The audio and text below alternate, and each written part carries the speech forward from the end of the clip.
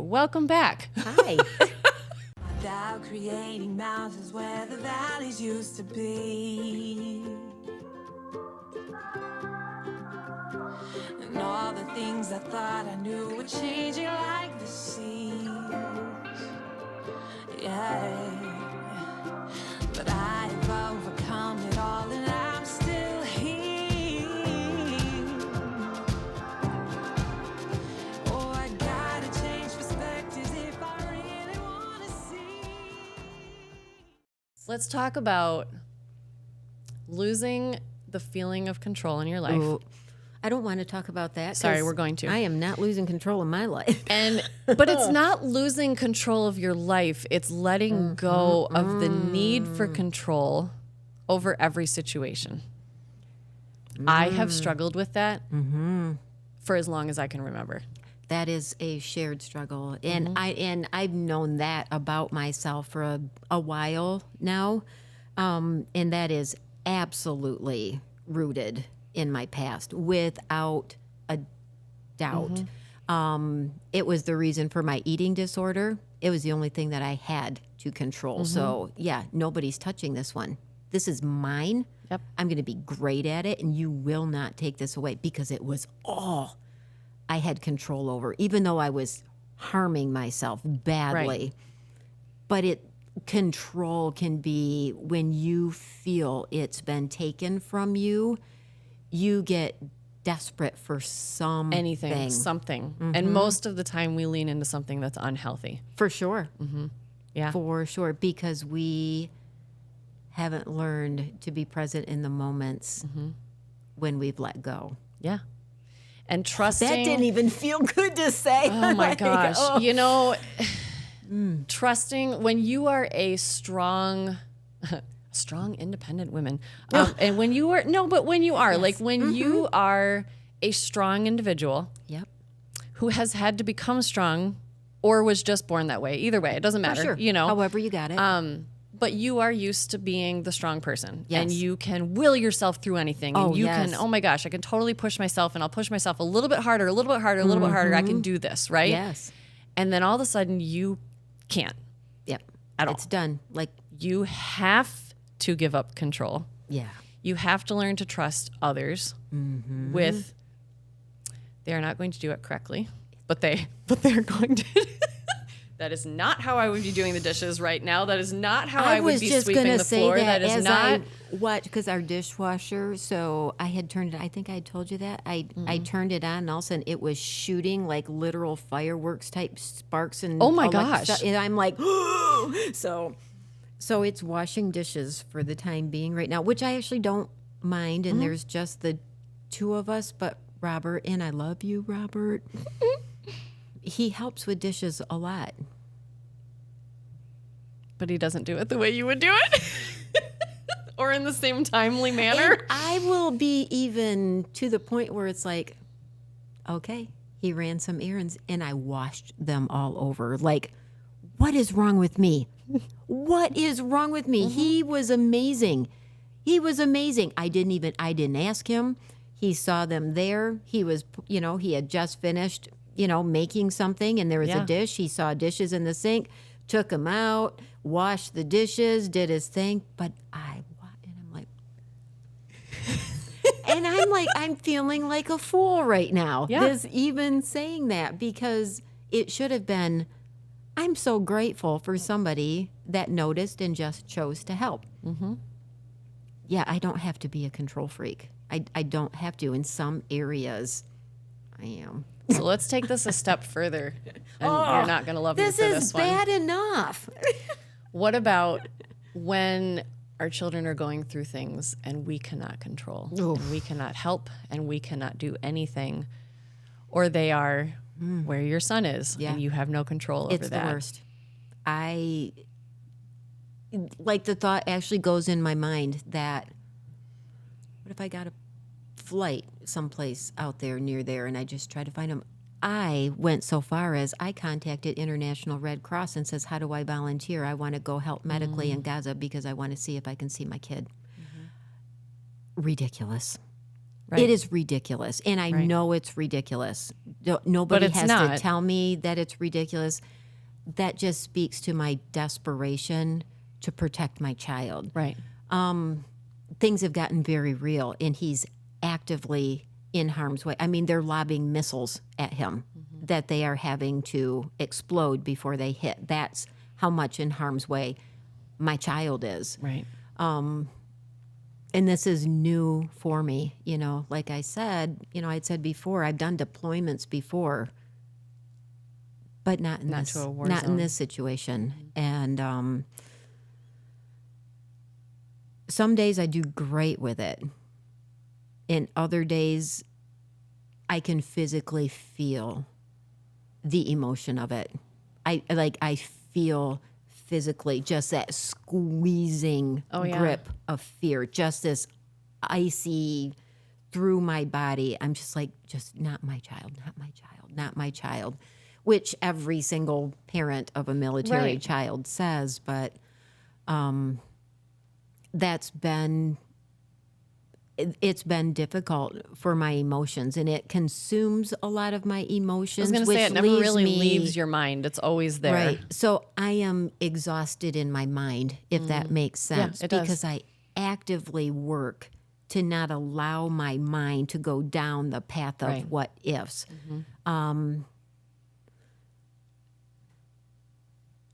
And that's what not having control is. You run through all of the things of, what if this? What if that? What if this? What if that? I know. And even if your child is not in a war zone in the military or anything like that, but say there's what ifs everywhere. A relationship they're driving and it's snowing and the roads are icy. Oh, completely. Yeah. I mean, I've got I've got a teenage driver, I have a 20-year-old driver, and Addison starts driver's training in January, the end of January. And so now I'm like, holy crap, now I have 3 of them on the road. But yeah, it's that watching your child back out of the driveway for the very first time as a teenager with their license, and then you have to just go, I trust. I trust. I just have to. I trust. And it's not that I don't trust my child. I know. They're good drivers. I don't trust anybody else on the road. Everybody get off the road. Right. Stay away from them. Don't drive close to them. Don't. But as you parent adult children, which is what I'm realizing, you don't have hardly any control. Nothing. If you are parenting correctly. And I'm going to say it like that very intentionally. You're right. Because you cannot. So I value a relationship with my adult children. Yes. So I do not choose to control their life. Right. There are a couple different things going on with my children right now that I would like could to very fix. easily take care of very quickly. Oh, for sure. Right? Like, yes. And my brain goes there. Like, yes. Oh, I got this isn't one. complicated. I'm really smart. I know exactly what I would do. Right. But I would lose my child in the process. My relationship with my child. Right. And that's not worth it to me. Oh, exactly. It's not worth it. And they lose the benefit of a life lesson. Yeah. Oh, yeah. And the value of life lessons, you can't put a price on that. Right.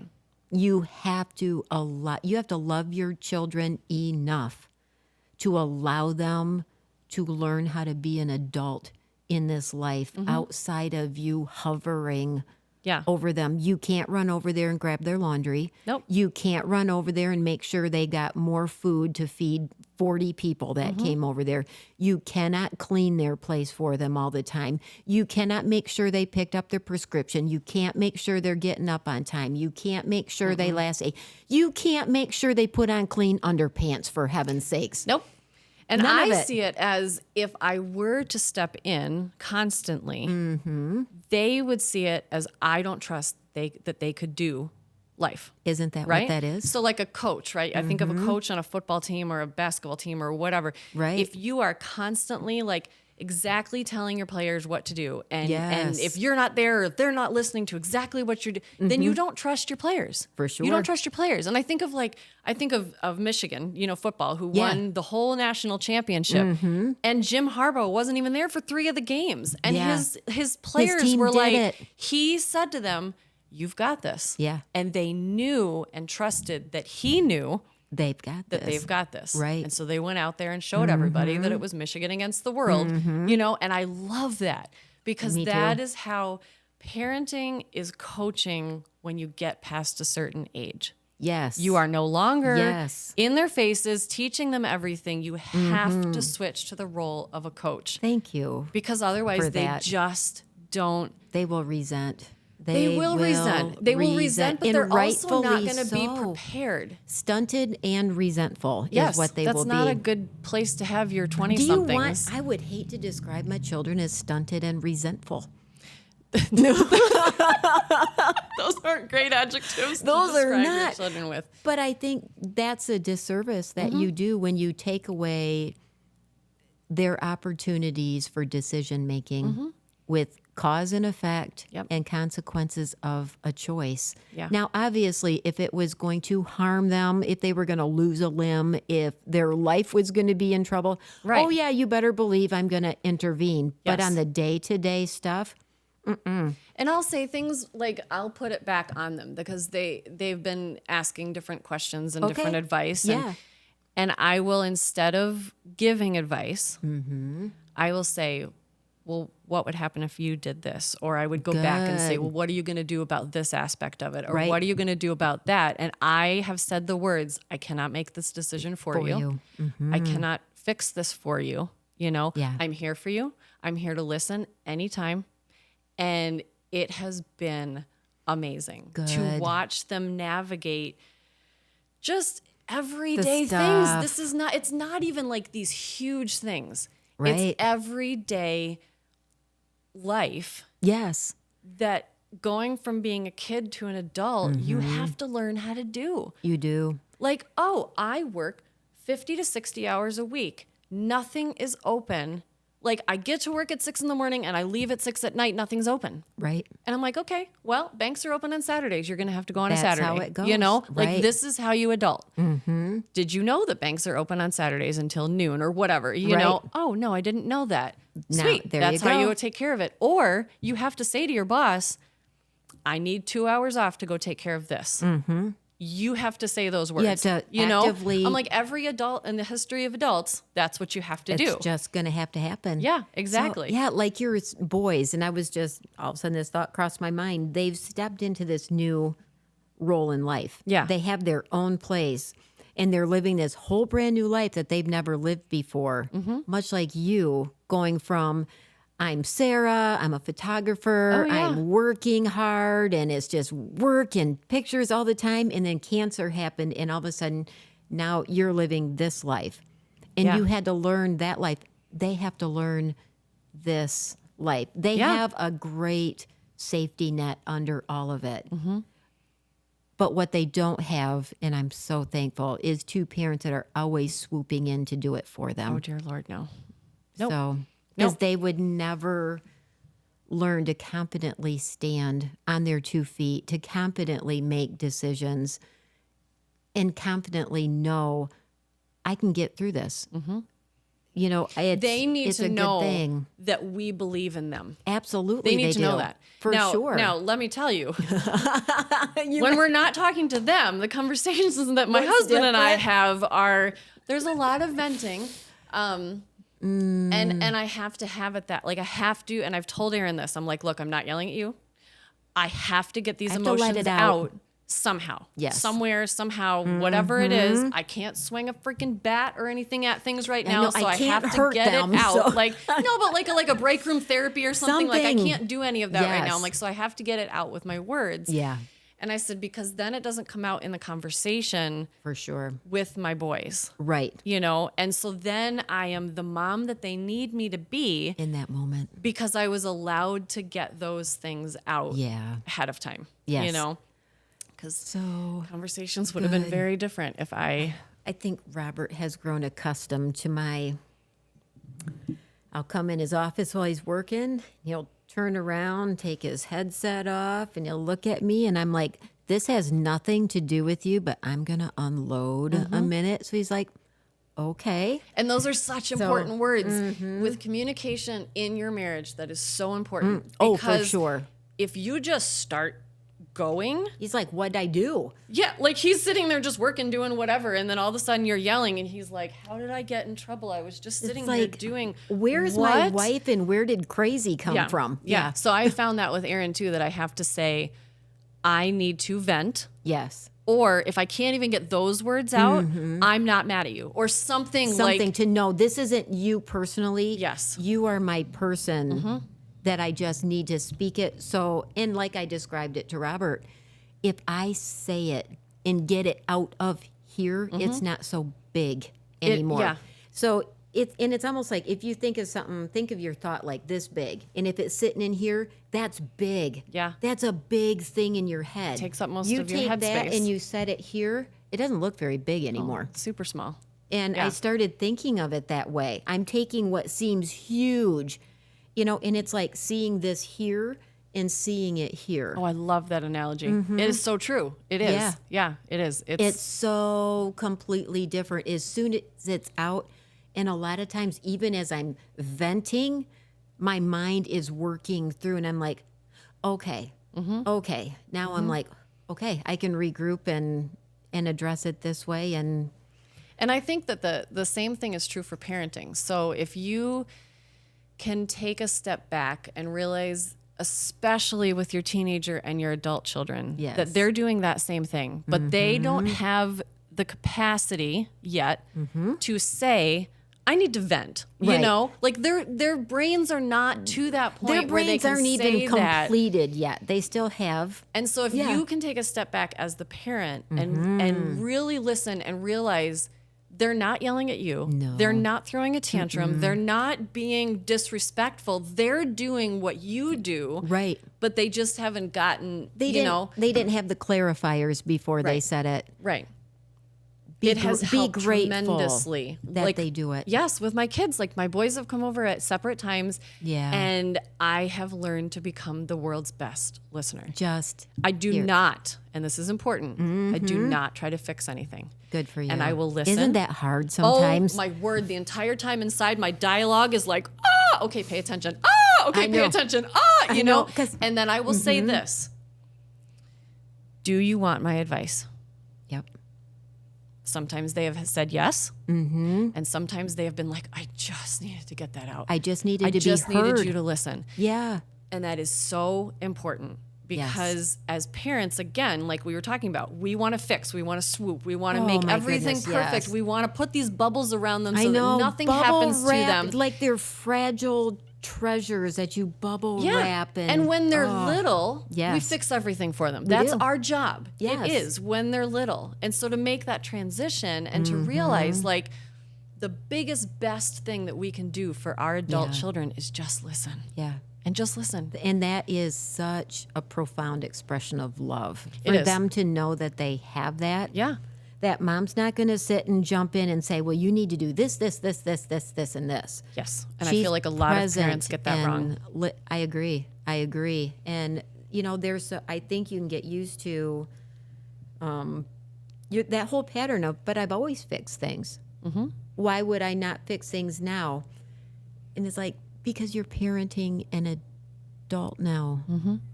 But even teenagers, I really feel like high schoolers, you need to even say back to them, okay, what are you going to do about the situation? Yeah. Or do you want my advice? Yeah. Use those words. Yes. Give your children the gift of learning how to think, to work out a problem, to problem solve on their own. Having a safe sounding board, having a safety net, but give them the gift of saying, I trust you, child of mine that I love so much. I trust you to use that intelligent brain in your head to look at this from all sides and then make a decision that you feel is best after that. Yeah. Like I used to have my kids, when, making a decision. So I'm like, I want you to take 2 days and you're going to have a piece of paper and you're going to have a pen and you're going to make a list, pros and cons, and make it thoughtful. Think about it, weigh it out. What would happen if you didn't, whatever it might be. But it was remarkable to see, and I was always so excited when I would see them come back with that list, and it was so full of thoughtfully considered Well, yeah, things that because they put teenage down. brains are wired to just like make these completely kind of spastic decisions because impulsive spastic. They don't think about it, and so yeah, I mean things like cutting your hair, or dyeing your hair, or different outfits or whatever. I always make my kids wait. I'm like, you've got to give it a couple days. If you still feel like that, if it's something big, I'm like a week, you know. But like if you still feel like this, then okay, let's have another conversation about it. I'm not saying yes, but I'm saying let's then. And I can't tell you how many times my kids have come back and been like, thank you for saving me from like that. my best friend just cut her bangs right off up to here because she decided she wanted bangs, and she put them all in a little ponytail like they did on TikTok, and they cut, and now they're like this. And I'm like, what is she gonna do? Nothing. You can't. Nothing. Put. You wear a hat, and you put something. a headband on right here. Yeah, there's nothing else you can do. Bangs left. And I just... Nothing else. You know? Yeah. I mean, I just think that's really important. Yeah. But bringing it back to what we started with is control. So if you're listening to your kids and you ask them the questions to either think about it or to give the list or do you want my advice or not, Right. you're giving them back the control. For sure. In the conversation. Yes. They don't feel like they have control over anything that's going on in their lives. Teenagers especially do not feel... They are just in a rough... Yeah.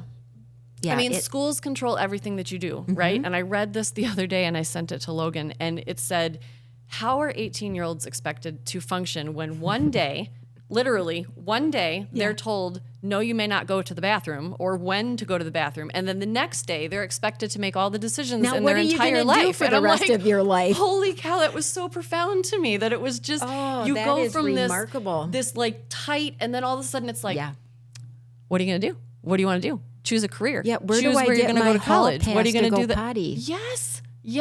That is. I mean, because I hear so many seniors after they graduate, they're just like, I feel so lost right now. And I'm like, because you've been told what to do for the past 13 years. You have been told your every move. Yes. Veterans transitioning have the same problem because it's such a regimented, disciplined life. You are told what time, for how long you're staying until you get released. You don't make decisions for yourself for the most part. Right. And even like if you're on weekend leave or whatever, it's still, you can't go this far away from base. You must be back at this time. You must report at this time. And if you don't, there's no skating in late in the military. No, 'cause, it isn't fun if you do. Oh, I couldn't imagine. It isn't fun. And it's worse because it's not just you that pays the price. It's your the whole unit. Yeah. All of them. So it's not just you. Guess what? Your whole unit hates you now. Sports teams are that same way. You know, most of the time coaches will do the whole team if one person has, you know. And I understand the reason for that, but it's why vets often will have a horrible time transitioning back into this kind of society where it's up to them to make all the decisions. Yeah. Returning citizens coming out of prison and, you know, my goodness. who are again told exactly where and when and how, and then all of a sudden they have to make their own schedules and choices. I know somebody that's exactly in that position, and it's breaking my heart to watch what is happening. But this person has been incarcerated more years than they've been alive. But the backstory, if you hear it and you understand, it's devastating. It's profoundly devastating. Has been out for, I want to say maybe 4 years, but struggling. Doesn't have a place of their own. I feel like that's where a lot surfing. of the repeat offenders will come in because they're like, I don't know how to function out here in a world where I'm not told what to do. And lunch and shower time and wake up time, and then there's an hour of free time. It's so regimented, and this person cannot figure out living what we call normal life out here. And it's so hard to watch, but that can happen with our kids. If you've had such a regimented life and schedule for them where you have always told Controlled them every aspect this of is it. where Yep. you've woken them up from school, you laid their clothes out, you made their appointments, you did all of this. Yeah. These poor kids, it's already hard when they make that transition. As soon as they take that tassel, put it on the other side, and they're graduated, and then it's like, now The whole world is looking at them like, what? okay, now what? You're an So- adult. and then they what are go you off gonna do? to college. Huh. Nobody's there to wake you up. Nope. Nobody's there to tell you to study. Nobody is there to help you budget, prepare your food, wash your clothes. Help them out, just allow them to practice adult life before they have to actually do it, Yeah. I guess is what I'm getting at.